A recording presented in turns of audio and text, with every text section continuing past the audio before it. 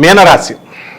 ఈ మీనరాశి వారికి ఏప్రిల్ నెల 2024 సంవత్సరానికి గాను ప్రొఫెసర్ డాక్టర్ ముల్లపూడి సత్యనారాయణమూర్తి నేను మాస రాశ ఫలితాలు చెబుతున్నాను. ముందుగా ఈ యొక్క మీనరాశి వారికి ఏలినాటి శని ప్రభావంలో ఉన్నారు. పెద్దగా అంత పెద్ద ఎఫెక్ట్ ఏమీ లేదు ఈ మీనరాశి వాళ్ళకి.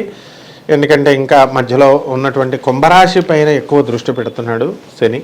కాబట్టి జన్మస్థానంలో ఉన్నటువంటి రాహువు, తర్వాత రవి 14 మార్చి నుంచి ఈ యొక్క జన్మంలో ఉండడము, అలాగే శుక్రుడు 31 మార్చి నుంచి 24 మార్చి వరకు, ఆ తర్వాత కుజుడు 23 ఏప్రిల్ నుంచి, ఇదంతా కూడా జన్మ రాశిలోకి ఉండడం వల్ల విచిత్రమైనటువంటి మనస్తత్వాలు కలగడం, చిత్రమైనటువంటి ఫలితాలు మీరు పొందడం, ఉద్రేకపూరితమైనటువంటి వాతావరణంలో మీరు ఉండడం, ఇవన్నీ కూడా జరుగుతాయి. అనవసరమైనటువంటి గొడవలతో మిమ్మల్ని టెంప్ట్ చేసి మిమ్మల్ని రెచ్చగొట్టాలండి అని యువతల వాళ్ళు అలా చెప్పారు, అవతల వాళ్ళు ఇలా చెప్పారని పొల్లలు పెట్టడానికి మీడియేటర్స్, అంటే శని కదా, ఏలినాటి శని కదా, ఏదో ఒక రూపంలో నల్లని పర్సన్ రావడం, చెప్పడం, ఇలాంటివన్నీ కూడా ఉంటాయి. మిమ్మల్ని ప్రొవోక్ చేసి మిమ్మల్ని రెచ్చగొట్టాలని మీరు అవన్నీ కూడా పట్టించుకోకూడదు.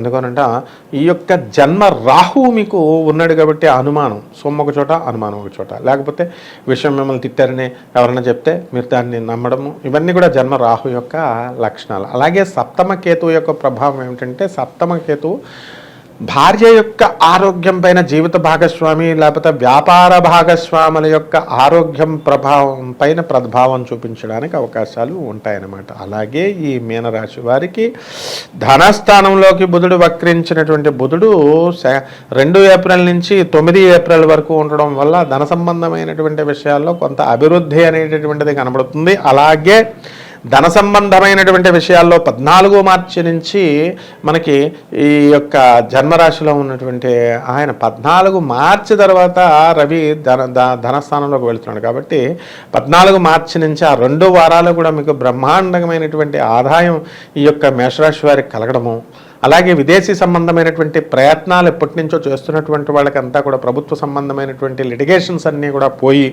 చక్కగా ముందుకు మీరు దూసుకు వెళ్ళిపోవడము, ఇవన్నీ కూడా మీకు జరుగుతాయన్నమాట. అదేవిధంగా ఈ యొక్క ప్రభుత్వ ఉద్యోగస్తులు ఎవరైతే ఉన్నారో అటువంటి వాళ్ళకందరికీ కూడా మీకు చక్కటి ప్రమోషన్స్ అనేటటువంటి 14 మార్చి తర్వాత రావడం జరుగుతుంది, 14 ఏప్రిల్ తర్వాత జరగడం జరుగుతుంది. అలాగే ట్రాన్స్ఫర్స్ విషయంలో మనకి కోరుకున్న చోట్లకు కాకపోయినా మ్యూచువల్ కన్సెంట్తో, ఇతరుల మ్యూచువల్ అండర్స్టాండింగ్తో ఇంటర్ జోనల్ ట్రాన్స్ఫర్స్ అనేటటువంటివి ఒక స్టేట్ నుంచి ఇంకో స్టేట్కి ఇద్దరు అలాగ పర్సనల్ అండర్స్టాండింగ్తో మీకు రావడం, ముందుకు దూసుకు వెళ్ళడం అనేటటువంటివి మీకు జరుగుతాయన్నమాట.